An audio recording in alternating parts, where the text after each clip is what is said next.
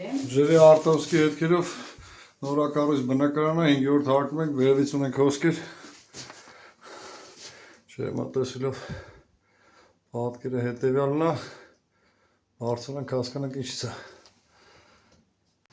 6-րդ հարկի ուսումնասիրությունները հանգեցրել են հետևյալին, այսինքն ջերմատեսիլը ֆիքսում է ծովրակի հետևից հոսք, հեսա մեր ծովրակը քանդենք ու հասկանանք։ Չորացած վիճակում ֆիքսվում է հետևյալը,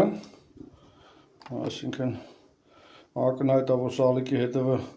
հոսքեր ենք ունեցել, բայց այդտեղ խոնավաչափով ու միկրոսկոպով այլ խնդիրներ եմ հայտնաբերել,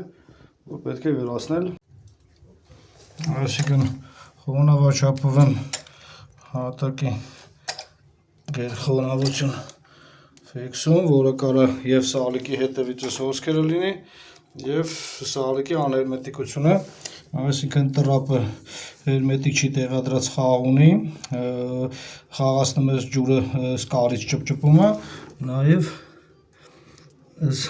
զարծրկաները, այսինքն կարերը լավ չի արած, այսինքն ներեսից է քսած, իրան էլի միկրոսկոպով դիտարկելով, ատվյորկայով խախտալով ինքը էլի հերմետիկ չի, այսինքն պետք է կարերը կրկին էպոքսիդնի սմալայով մշակեն։